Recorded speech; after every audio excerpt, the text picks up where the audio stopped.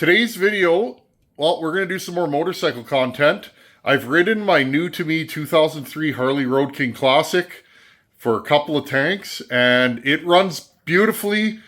No problems with it at all. I have a few little issues with it, but in today's video, I want to pull the cam chest apart. I want to see what's in there. As I mentioned when I picked up this bike has a 98-inch build. It has J Precision Stage 2B heads, beautifully CNC'd heads. It's got high lift cams. It's got a 98-inch big bore. The bike, it's a strong motor. I don't know what's in the cam chest. I don't know if it's got hydraulic tensioners or whether it has OEM tensioners, but the weak point of these bikes, as time has shown, is the cam chain tensioners. This bike has 108,000 kilometers on it, which is about 67,000 miles. The motor was done at 40,000 kilometers. So, hey everyone, just jumping in here. I was just reviewing this footage. I misspoke there. The motor was done at about 70,000 kilometers. So, the bike's at 108, so it has like 38,000 kilometers on the motor. So, just broke it in, no big deal, but I wanted to correct that just so you guys knew what we were looking at here. Back to the video. I just want to have a peek in there. It's still early in the season. There's lots of riding to be done, but I figure before I get too carried away riding this thing, I better have a look and see what's in there. So today's video, let's look at our cam chain tensioners. Okay, I got the bike on the lift, and we're going to lift this thing up. Been really happy with this lift.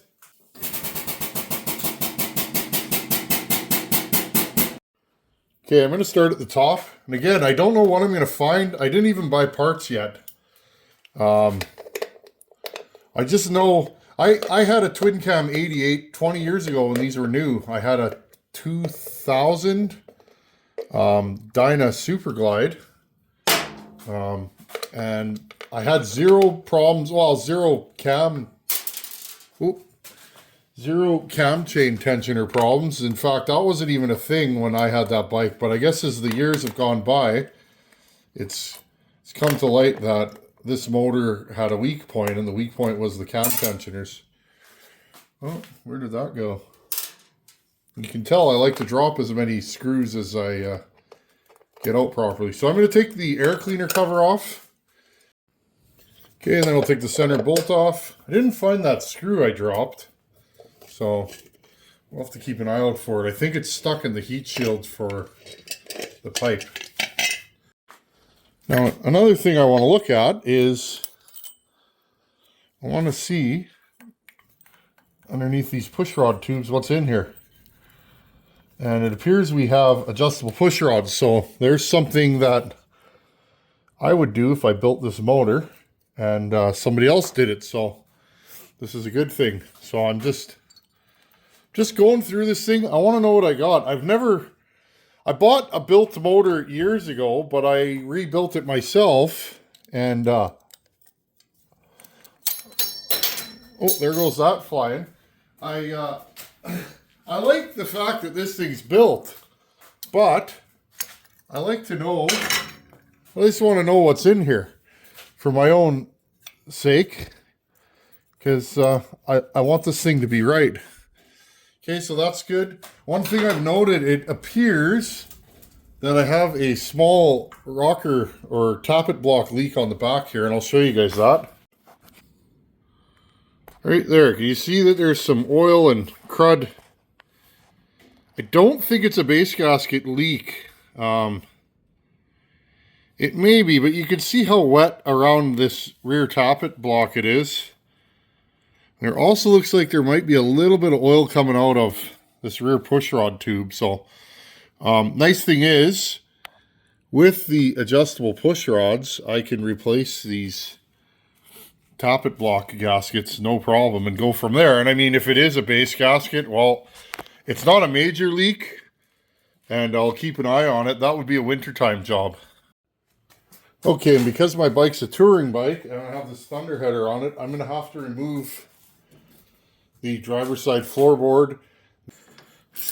Now, funny story, I removed the spark plugs today. People said to me, how come you're not riding your new bike already? And I said, well, I'm going over it. And I did go over it. One thing I didn't go over was the spark plugs. Well, when I went to undo them, they were both almost loose. So, there you go. So bike ran fine, but I definitely had two spark plugs that were snug. I wouldn't call them tight. So, when you buy a used Harley, even if it's from a dealer, I would advise to go over it because you never know what you're going to find. Especially a bike like this. This bike's got lots of miles on it. It's 22 years old. Can't believe these bikes are that old already. And it's been around. Okay, now I'll take off the saddlebag. Any of you guys that have one of these know they're just quarter turn, quick release. Okay, now I'll remove the thunder header. Hoping to do this without having to take the heat shields off. That's the plan anyways.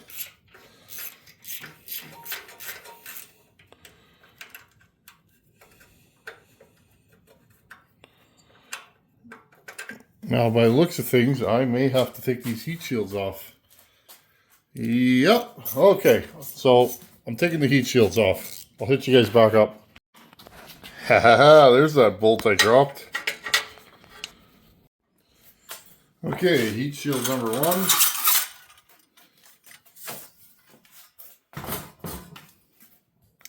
And heat shield number 2.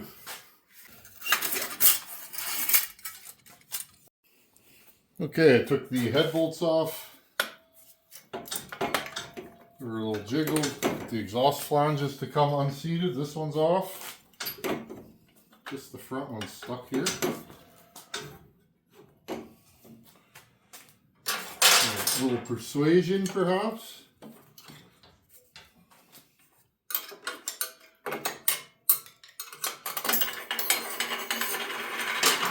I'm actually happy I'm doing this. I found many loose fasteners on this exhaust, like many. So the heads were tight. Okay, pull this off. Okay, I'm just gonna go around and break all these nuts loose. Oh, that one's real not happy. Well, this one. There we go. My buddy Vern bought these for me 20 plus years ago when I was always the guy wrenching on everybody's bikes. Vern has since passed away a year or two ago. We're not going to continue going with that, but anyways, when I use these tools, I think of him. He was a good man and a good friend. Okay, we're gonna have to get out the heavy artillery, it seems.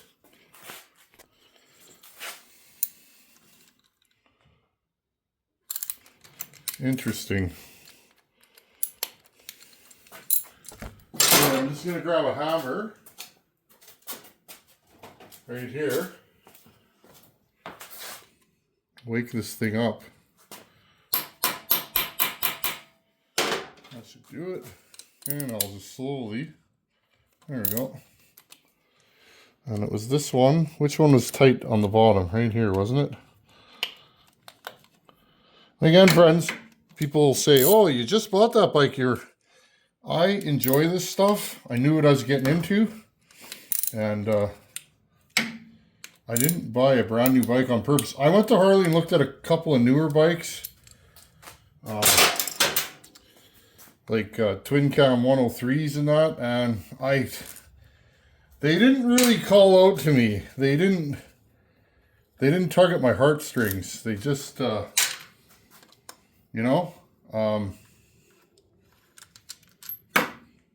I really enjoy Harley Davidsons, and I have since I was a small kid.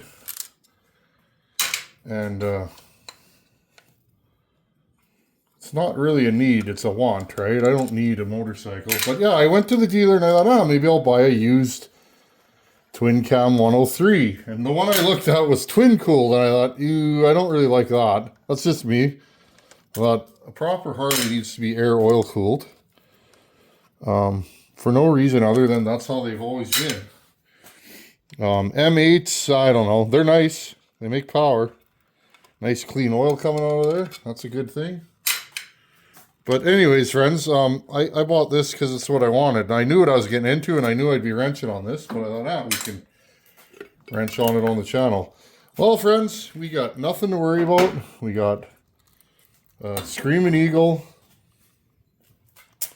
hydraulic plate, and I don't know what cams are in this thing. I'm probably not going to pull it apart today. I'm pretty sure they're stamped on the inside. So this is what you want. You want to upgrade the cam plate, is what I've been told.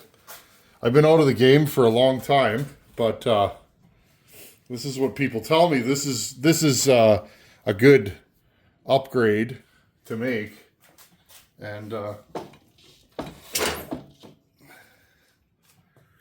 just looking for the timing numbers. We're 180 out.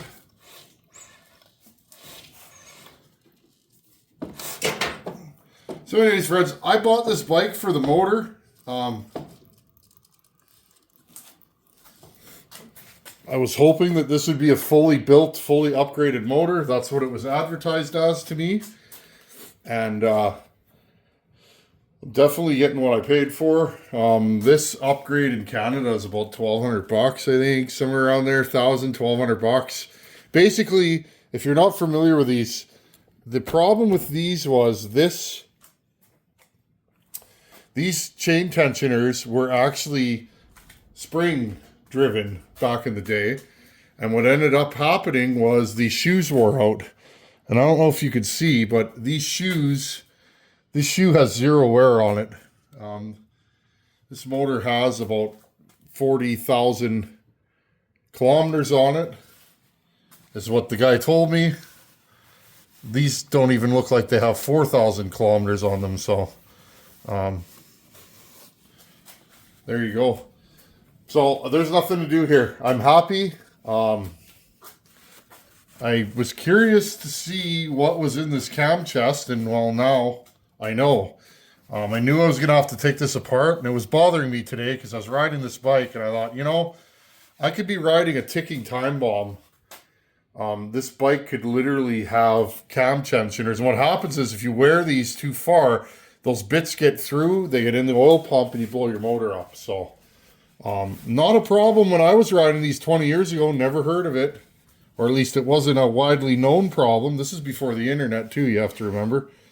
But you read about these, and that's where everybody goes. So I'm happy. Anyhow, I'm going to let this drip. I'm probably going to do an oil change while this thing's up on the jack. And I have a new gasket, and we'll put this back together and torque it to spec. So I'm a happy camper because I don't have to do anything. It's nice when you buy something and you get what you paid for. And I certainly have gotten what I paid for, and then some. Well, I might as well put this back together. I put a knife blade. I gently popped this gasket off. I'm going to try and get it off in one piece. Now, you could probably reuse this, but for $15 or whatever it costs, I'm not even going to waste my time. Okay, now I'll just spray this down with brake clean, clean the surface, clean the cover, and throw it back together. Okay, now I'm just going to reinstall the cover in the reverse order of how we took it off. I have a new gasket here.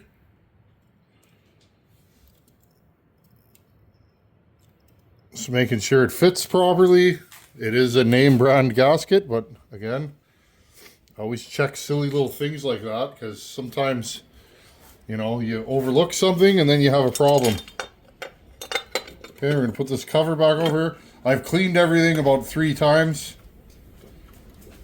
And just going to install these loose.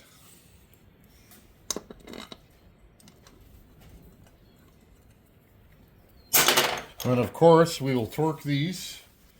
Book is 10 to, what is it? It is 12 to 15 foot-pounds, or 120 or 150 inch-pounds, I think is what the book says. Don't quote me on that.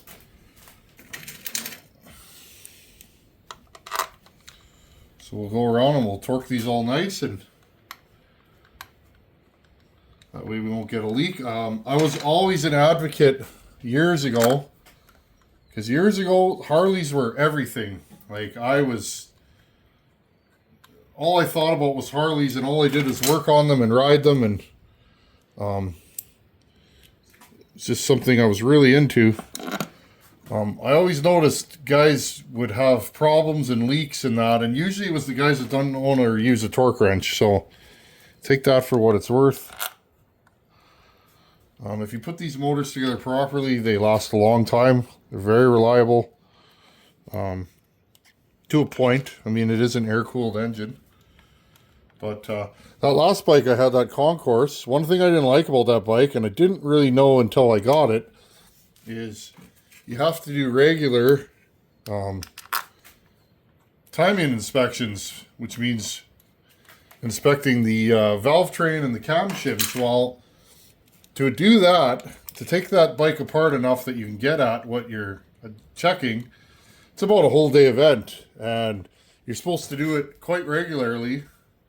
And I thought, well, I'm not super interested in that. One thing I like about Harleys is even a schlub like me can work on them, old ones like this, in my shop with basic tools. Okay, now we'll just go around and torque them to spec, and we should be good to go. I'm also doing an oil change at the same time. Okay, well, I'm super happy with what I found. That's $1,200 that I don't have to spend. Again, if you buy a used twin cam 88 and you're not sure what's going on in there, pop your cam cover off. Have a look at the inner and outer timing chain shoes there on your timing chain adjuster or tensioner. There is an inside and an outside. I didn't even go that far today looking at the inside. The outside's like brand new. I'm not even going to worry about it. With the hydraulic tensioners, the problem is pretty much eliminated. So anyhow, friends, thanks for watching. Take her easy. I'll see you in a couple days. Later.